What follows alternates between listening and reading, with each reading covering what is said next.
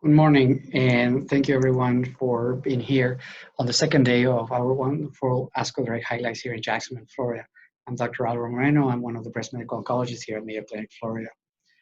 The topic in the next 45 minutes will be optimizing therapy in HER2-positive breast cancer. These are my disclosures, and we'll be discussing early stage HER2-positive breast cancer in regards to de-escalation, adjuvant therapy, and what to do with residual disease post-neoadjuvant chemotherapy. And with advanced stage HER2-positive breast cancer, three very important clinical trials, the NALA, Destiny-1, and HER2-CLIMB. First question, should all patients who have been diagnosed with HER2-positive receive neoadjuvant chemotherapy? And this happens all the time. Patient has a biopsy, goes to see the surgeon.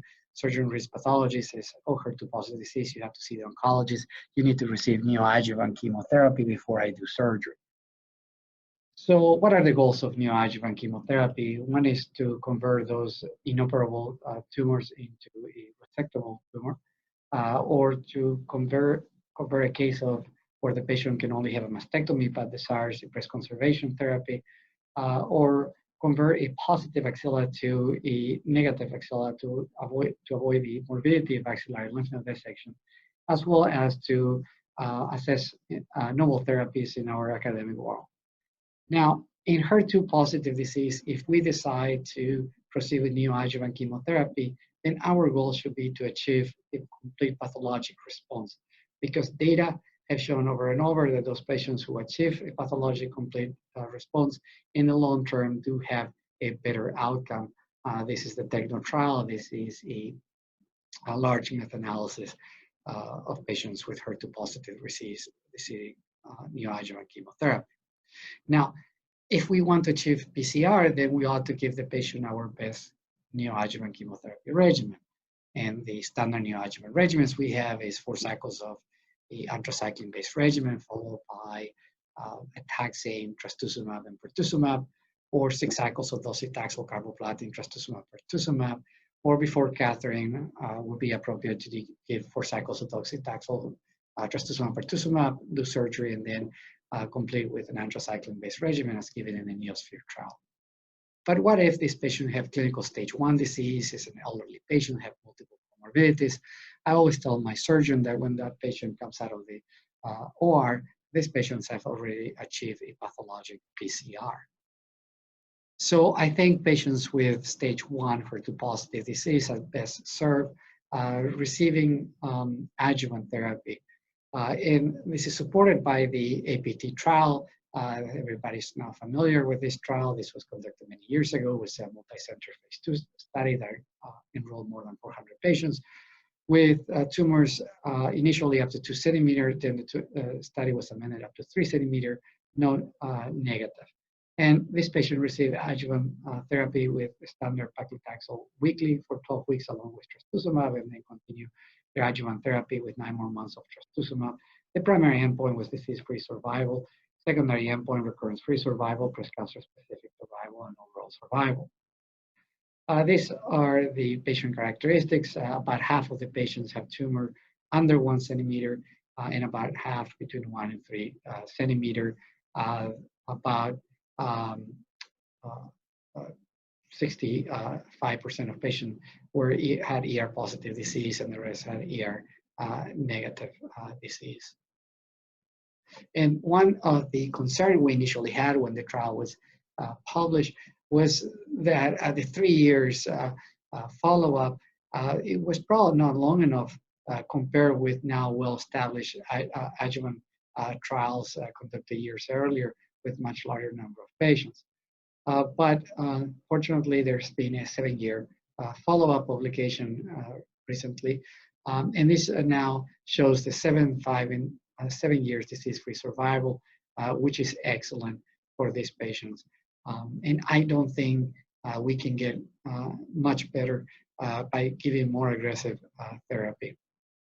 Looking at those patients with HER2-positive disease based on their ER expression, those with ER-positive disease had a 95% 7-year DFS and about 91% for those ER-negative.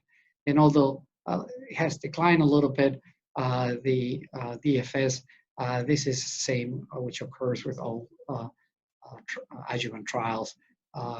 But what we are concerned as oncologists is make sure these patients don't relapse with metastatic disease. And the metastasis-free survival in this trial was only 1%. And most patients did very well in regards to their cardiac endpoint. I think only 3 patients were unable to finish all the trastuzumab therapy. So we have a good regimen to provide those patients with low-risk disease. So that's the first de-escalation that we have had in the adjuvant setting. The other question has brought up is, can we shorten the duration of trastuzumab? The HER2 trial compared a large number of patients receiving 2 years of trastuzumab versus 1 year, and 2 years was not better than 1.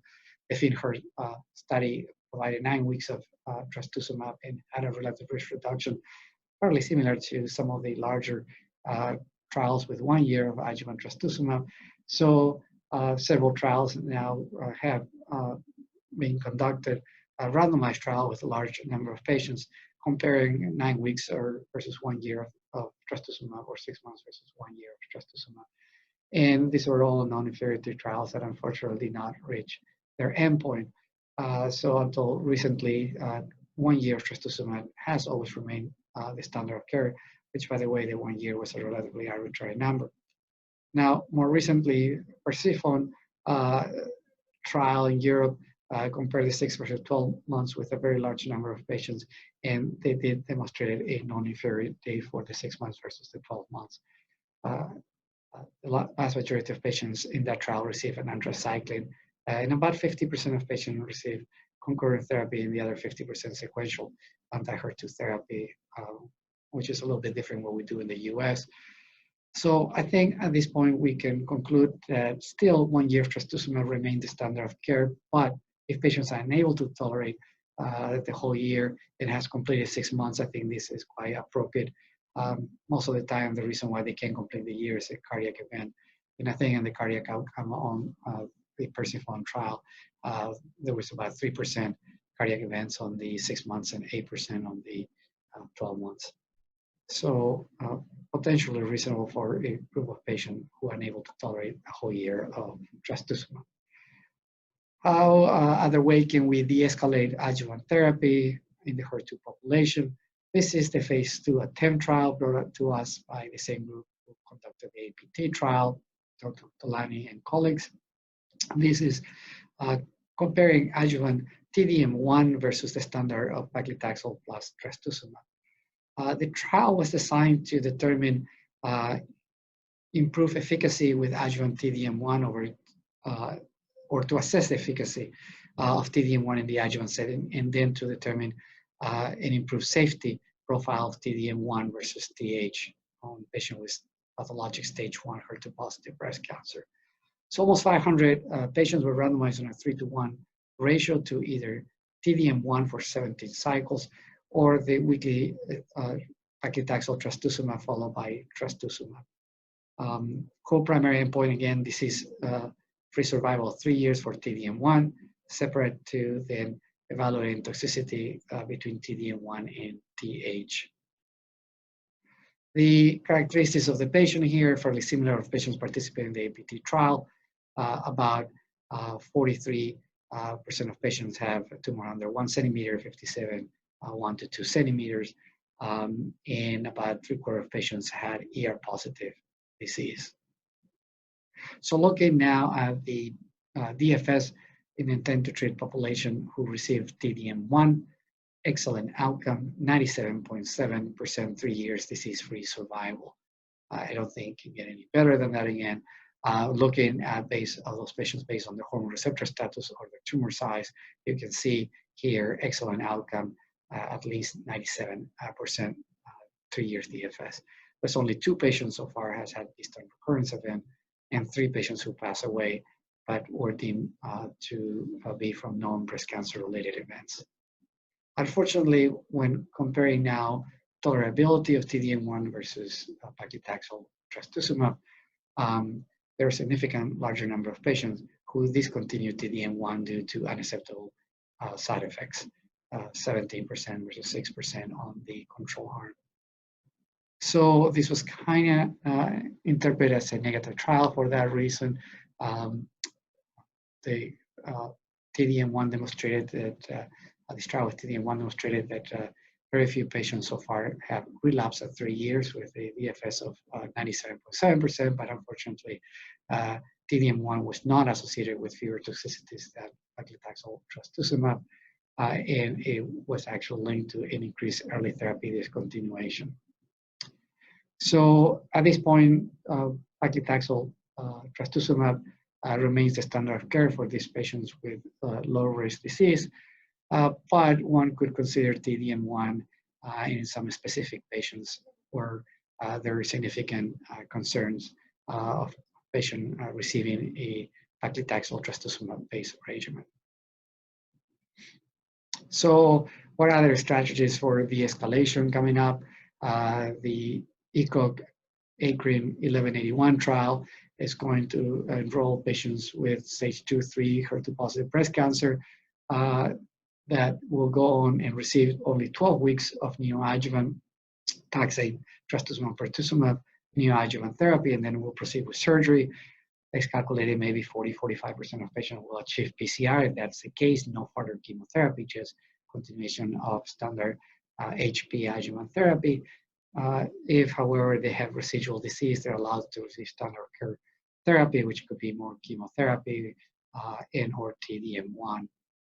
Or they could be offered to enroll in the Alliance 11801 trial.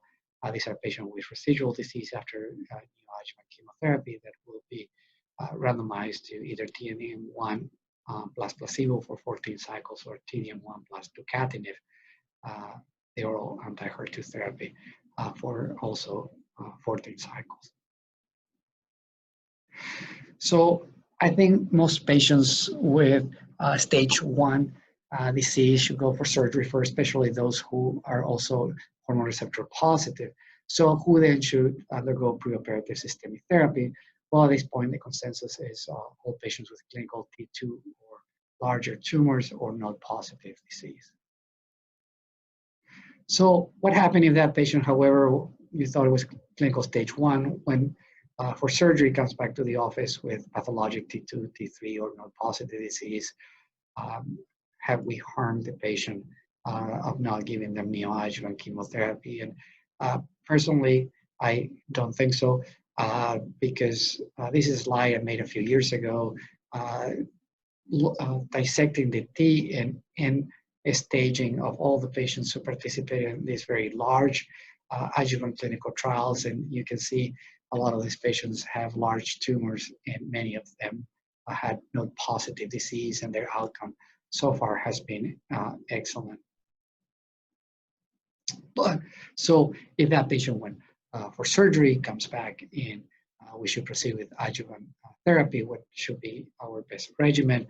Well, Affinity has established dual anti-HER2 therapy in combination with chemotherapy is the best standard adjuvant chemotherapy regimen. Affinity randomized patients to receive, after patients have received the anthracycline-based chemotherapy, to receive a taxane with trastuzumab and pertuzumab, or trastuzumab plus placebo, or if they receive the non-anthracycline regimen of TCH, then receive the chemotherapy with or without pertuzumab. One of the critique of the trial when it was first presented at the 3 years outcome was that the benefit, although was deemed significant, was only 0.9%. And with the cost of pertuzumab, the question was whether it was worth it. But now at this recently presented 6-year follow-up data, we can see now that the benefit of dual anti-HER2 therapy is even more significant, 2.8%, with a hazard ratio of 0.76. What about patients, looking at the patients in regards to whether they have node-positive or node-negative disease? At the initial presentation of Affinity, the patients who benefited from the dual anti-HER2 therapy were those with node-positive disease. Those with node-negative disease did not have any significant benefit. Is that the same now 6 years later? The answer is yes. Those patients who had node-positive disease had even a larger benefit from dual anti-HER2 therapy, but those patients with node-negative disease remains with no benefit. What about looking at these patients in regards to their expression of their hormone receptor? And initially, the benefit was seen mostly on patients with hormone receptor negative disease and not on those with hormone receptor positive. But now at 6 years follow-up, there is benefit not observed not only on those patients with hormone receptor negative, but also on those with hormone receptor positive disease. And you can see here it has a ratio of 0.83 and 0.73 respectively. So we could offer now such therapy for also those patients with node-positive, ER-positive disease.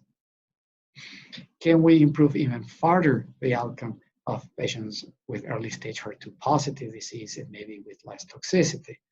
Well, KAITLIN study was a European study presented with Dr. Harbeck at the recent ASCO, comparing T-DM1 plus pertuzumab versus the standard of a taxane plus trastuzumab and pertuzumab for patients with high-risk HER2-positive breast cancer. These are patients who have either node-positive disease or were node-negative but had hormone receptor negative disease with tumor at least 2 centimeters. Over 1,800 patients were randomized to receive first everybody 3 or 4 cycles of an anthracycline-based regimen, AC chemotherapy, and then receive either a taxane, trastuzumab, pertuzumab, which is the standard of care arm, or the experimental arm of T-DM1 and pertuzumab for 18 cycles. The primary endpoint of the study was invasive disease-free survival in the intent-to-treat population, as well as IDFS in the patients with node-positive disease. This is some of the baseline characteristics of the patients in the trial. KP stands for T-DM1 and pertuzumab. We can see here that about 75% of patients, or 3/4 of them, had tumors over 2 centimeters. Most impressive, 90% of these patients had node-positive disease, so certainly a high-risk population of patients. About 55% of patients with ER-positive disease and about 44% of patients with ER-negative disease. So looking at the first primary endpoint, IDFS on the intent-to-treat population, unfortunately, there was no benefit or no significant improved benefit with T-DM1 and pertuzumab over the standard of THP. Now the 3 years IDFS remains excellent in all these patients. What about the other primary endpoint, which is IDFS of node-positive disease? Again, no significant benefit of T-DM1 pertuzumab over THP. Again, excellent still outcome on these patients with node-positive disease. What about side effects? Well, unfortunately, and similar to the ATEMPT trial, patients who were on the T-DM1 and trastuzumab, a much larger number of patients, 27% versus 4%, had to withdraw from treatment due to side effects, although there seemed to be a lower incidence of cardiac events on the T-DM1 pertuzumab arm. So in conclusion, KAITLIN did not meet its primary endpoint as the combination of T-DM1 pertuzumab did not demonstrate statistically significant or clinically meaningful improvement of IDFS in the intent-to-treat population or in the node-positive population. However, we have to remark the excellent outcome in all these groups with either treatment regimen. The safety profile is similar to what has been observed in other trials with these agents, but there was indeed a higher proportion of patients who had to discontinue early on their adjuvant therapy because adverse event in the T-DM1 pertuzumab arm. So based on this very large trial, well conducted, adjuvant trastuzumab and pertuzumab along with chemotherapy remains the standard of care for patients with high-risk HER2-positive breast cancer. So let's say now we decided to proceed with neoadjuvant chemotherapy and patient comes back and pathology shows that the patient has residual disease. What do we do? Well, I think everybody is fairly familiar with the KATHERINE trial. These are patients with clinical T1, T4 disease or N0, N3 disease. The T1AB were excluded, who receive at least 6 cycles of neoadjuvant chemotherapy with anti-HER2 therapy, and then proceeded with surgery. And if they had residual disease, were randomized to either 14 cycles of T-DM1 or 14 cycle of single-agent trastuzumab. Some key clinical characteristics on the patients in the trial, but only 20% of them receive a dual anti-HER2 regimen with trastuzumab, pertuzumab in a neoadjuvant setting. And about 3/4 of these patients receive an anthracycline-based regimen, and about 3/4 of patients also had ER-positive disease. So this is the outcome. The 3 years invasive disease-free survival for those patients who received T-DM1 was 88% versus 77%. Those patients who received single-agent trastuzumab, the absolute difference was 11% or 50% relative reduction, which was quite impressive. Also very impressive was metastasis-free survival of 3 years. The absolute difference was 6.7%. 3 years overall survival, the data is immature to report or to show a statistical significance at that point. Now, the critique I have for this trial is that the 3 years IDFS for those who receive trastuzumab alone, I think it's lower than I would expect it based on the results of the large adjuvant trials that included also patients with high-risk disease. Now, one thing I struggle at the clinic is what is a tumor that is small enough not to provide adjuvant T-DM1. As we saw in KAITLIN and ATEMPT, T-DM1 is not the same as adjuvant HP therapy.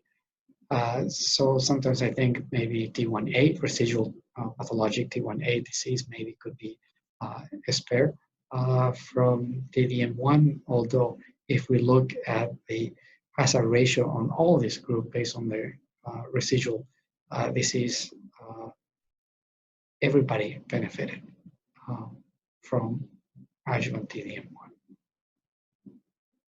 So KATHERINE established T-DM1 as a standard of care treatment for residual disease after neoadjuvant therapy. Can we also provide additional or alternative adjuvant therapy for patients with HER2 positive disease? Well, a lot of are familiar with the extended trial. This was a trial that included patients with either positive or negative disease, or patients who have residual disease after neoadjuvant chemotherapy. Had a stage 1 to 3 and had completed their adjuvant trastuzumab within the previous 2 years.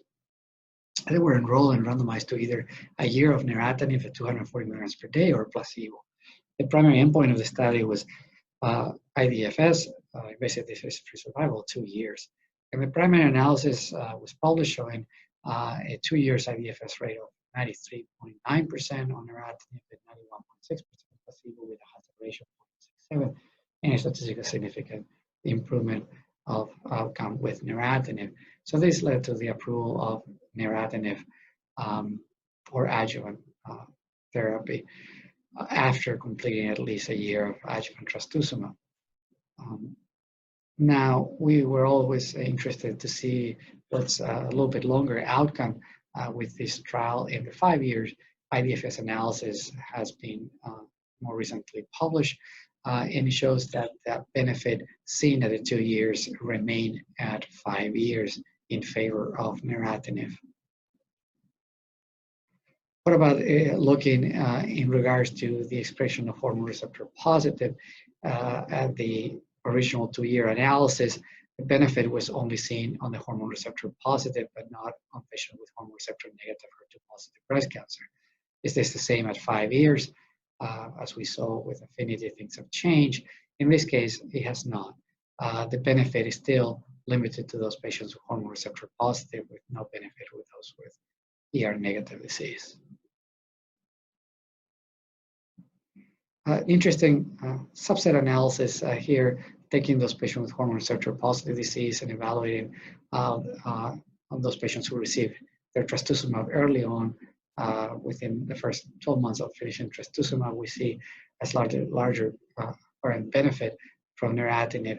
And the patient who seems to derive the largest benefit were patients with hormone receptor positive disease who did not achieve PCR with neoadjuvant therapy and who received the neratinib soon after completing their adjuvant trastuzumab. So this may be in each group of patients who may benefit from adjuvant neratinib. So how do we manage this patient with stage 1-3 HER2 positive breast cancer? At our institution, the patient have clinical T1A or B, they go for surgery up front, and we usually end up offering adjuvant TH therapy, or at least discuss adjuvant TH therapy with them. Occasionally, we may have a very young patient, 35-year-old with 1 centimeter tumor that we, in that case, may offer TCH therapy, especially if ER negative. Now, for the clinical T1C, node negative, we assess risk. If a very young patient with hormone receptor negative multifocal disease, we may offer them neoadjuvant therapy. But usually when we end up discussing with the patient what is the regimen for neoadjuvant therapy and their side effects, and versus whether they went to surgery and they come out with pathologic stage 1A, what's the adjuvant therapy for them, which will be the weekly paclitaxel trastuzumab, they tend to prefer the surgery.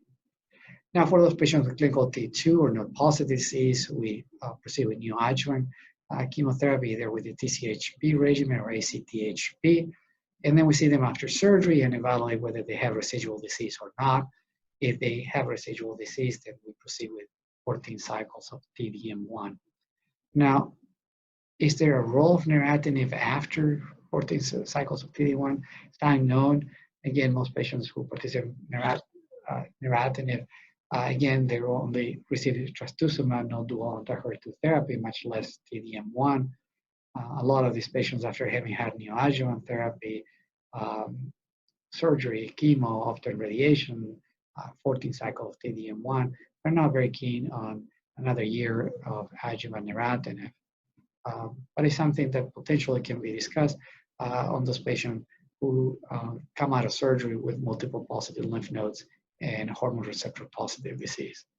Now, if they achieve PCR and they have hormone receptor negative disease, which is the 1 year of HP and then discontinue all adjuvant therapy, they have hormone receptor positive disease, we finish the 1 year of HP. And again, we debate a lot whether to offer neratinib and potentially offering that to those patients who had node positive disease clinically before the neoadjuvant therapy, and we may consider them a higher risk. But the fact that achieve PCR already lower the risk of recurrence. So now let's switch gears the next 18 minutes on metastatic HER2 positive breast cancer. For them, taxane plus trastuzumab pertuzumab remains the standard of care therapy in the first line based on the Cleopatra phase 3 trial, and T-DM1 remains the second line standard of care therapy based on Emilia trial. But I would like to discuss 3 very important trials that led to the approval of 3 different regimens over the last 1 year, increasing the armamentarium of regimens we have for HER2 positive disease, and this is a very good problem to have. First, let's discuss NALA. NALA trial was a phase 3 trial with over 600 patients who had HER2 positive, metastatic HER2 positive disease, had received at least 2 lines of therapy with anti-HER2 agents in the metastatic setting. And patients with asymptomatic stable brain metastasis were allowed also to participate. And they were randomized to either neratinib or capecitabine at a dose of 1,500 milligrams per meter squared daily, divided into doses, or lapatinib 1,250 milligrams per day, plus capecitabine 2,000 milligrams per day total on a 2 weeks or 1 week schedule. They were two co-primary endpoints, overall survival and PFS, and if either one met statistical significance based on this p-value for overall survival and PFS, then it was considered a positive study. So in this study, about 6 months into participation, we can see here that patients who were randomized to the neratinib arm started doing better, and that benefit was still observed 24 months. And although the absolute improvement on median PFS was about 2.2 months, based on the pre-specified analysis, this was statistically significant, and this was one of the co-primary endpoint, and based on this one, neratinib was approved. In regards to the other co-primary endpoint, overall survival, unfortunately, there was no overall survival benefit with the combination neratinib and capecitabine. This is a anti-EGFR and anti-HER2 agent, so we do observe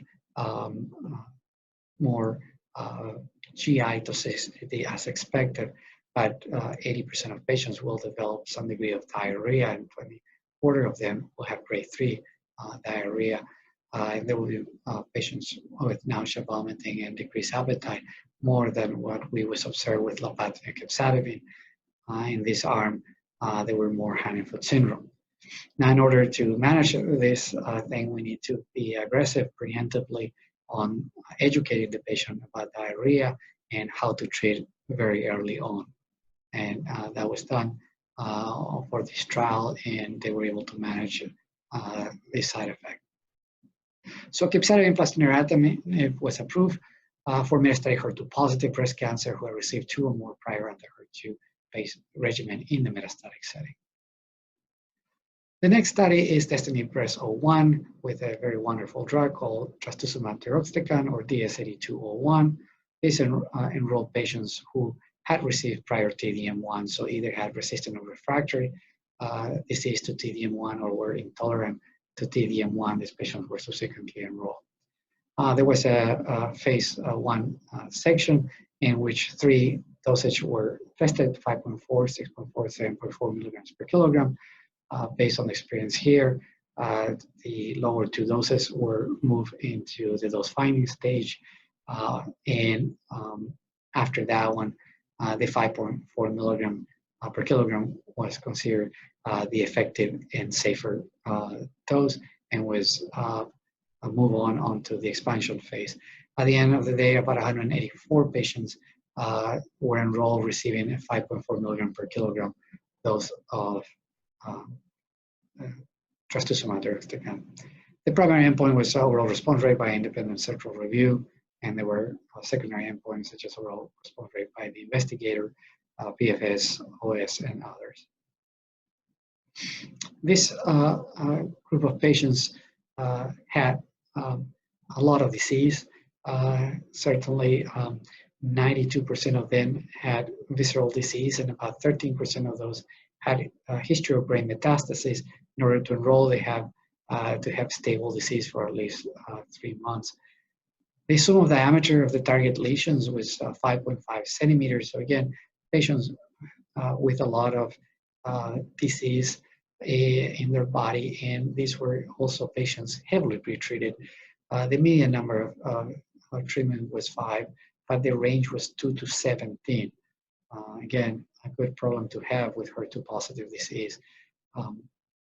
And despite this patient having a lot of disease and being heavily pretreated, this is the overall response rate, which is quite amazing. This is a wonderful plot showing confirmed overall response rate of 61%.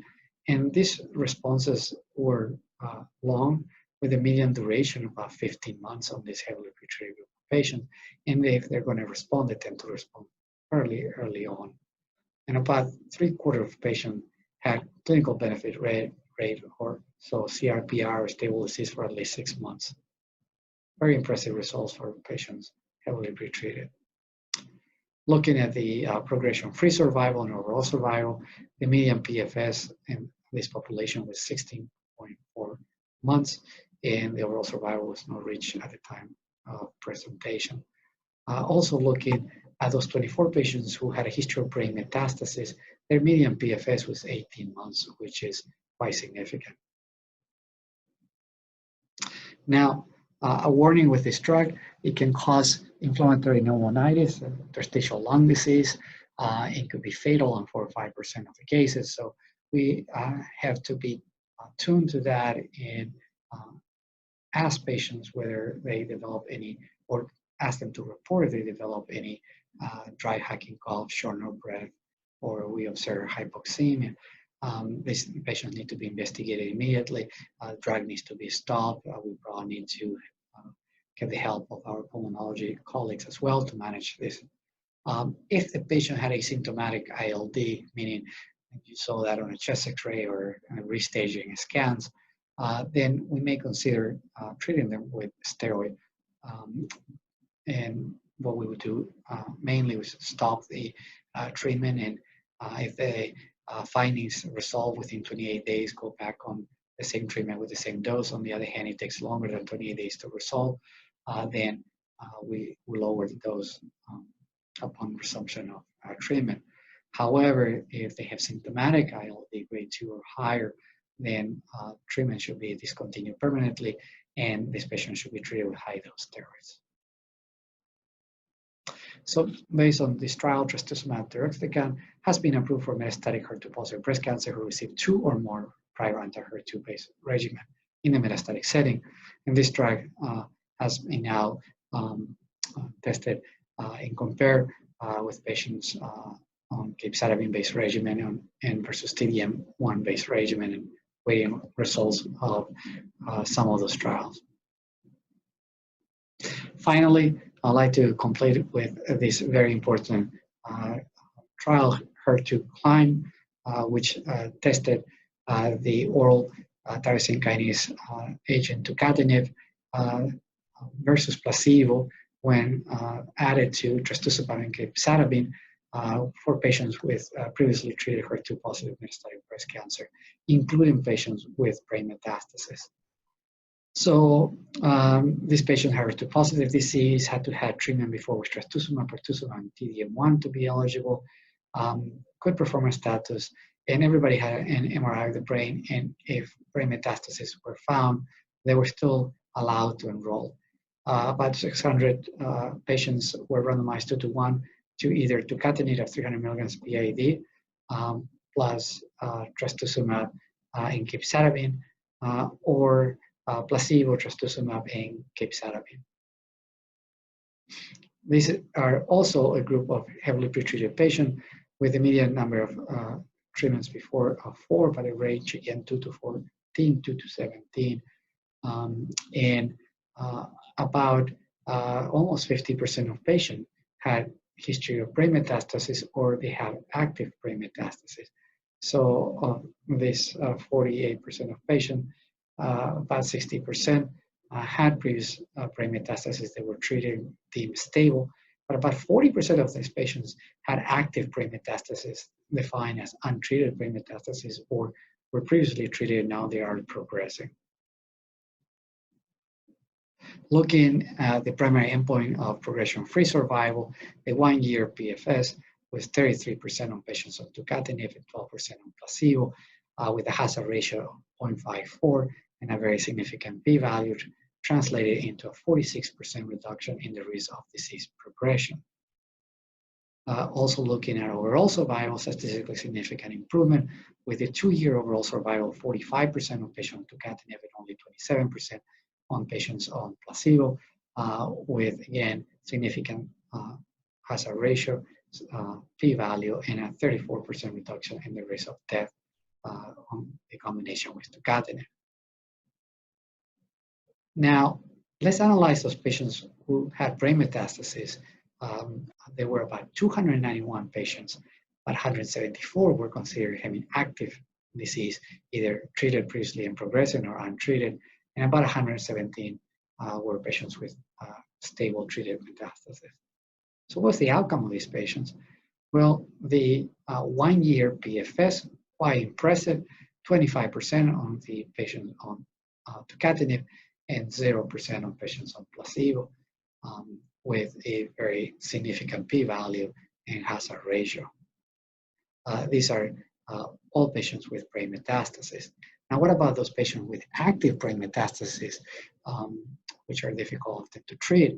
The 1 year PFS was 35% on tucatinib and 0% on placebo, with even significant hazard ratio 0.36 and a very significant p-value, translated to a 64% reduction in the risk of CNS progression or death. And if we see the median CNS progression-free survival, it more than doubled from 4.1 months on the placebo to 9.5 months on tucatinib. And this is probably the first trial to show overall survival benefit of patients with active brain metastasis. The 1 year overall survival with tucatinib was 71, almost 72% versus 41% on the placebo, again with a very significant p-value. And if we look at the median overall survival of this patient who had active brain metastasis, it almost doubled from 11.6 months to 20.7 months. Also looking at objective response of the brain metastasis, it doubled with about almost 50% of patients having had either a CR or PR with their brain lesions. And something very interesting on this trial allowed that if patients were on the trial getting their systemic therapy and their extracranial disease was well controlled and they developed a CNS progression, they allow the patient to receive local therapies or radiation therapy, and they allow the patient to continue on the study treatment until there was a second progression, either in the CNS, extracranially, or the patient passed away.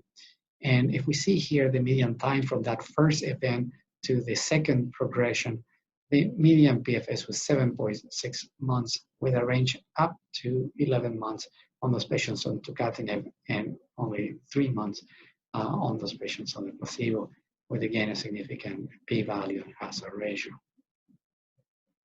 So tucatinib, trastuzumab, and capecitabine shown in this trial to double the intracranial response rate, reduce the risk of CNS progression or death by 2/3, and reduce the risk of death by nearly 50%.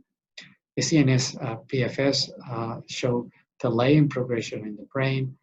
This is the first trial or first TKI to actually demonstrate prolongation of overall survival with patients with brain metastasis, especially those patients with active brain metastasis. And so this is an active regimen, not only on patients with extracranial disease, but importantly, patients with intracranial disease and active intracranial disease.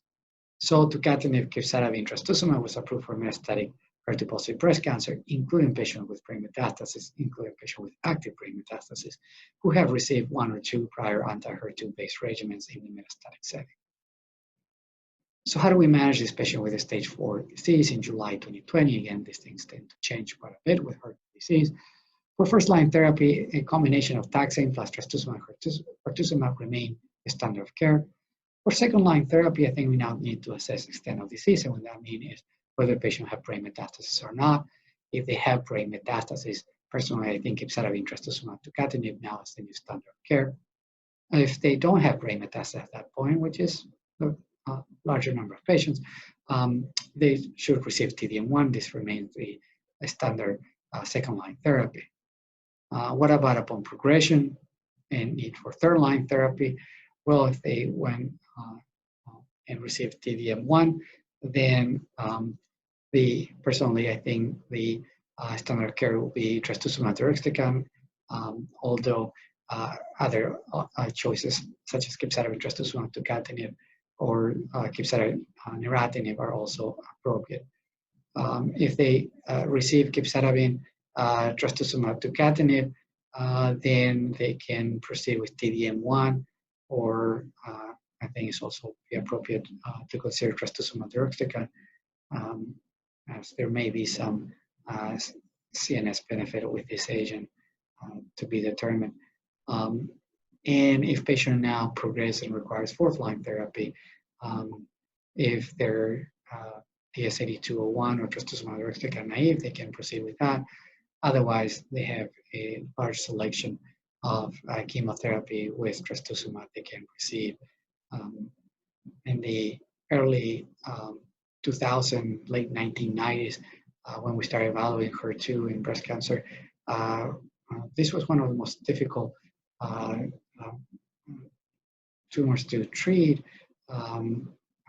in breast oncology, and have really changed in the last 20 years dramatically to now be the ones we seem to all fight to treat when we have a patient with HER2 positive disease. So with this, I conclude my presentation. Thank you, and if you have any questions, I'll be glad to answer.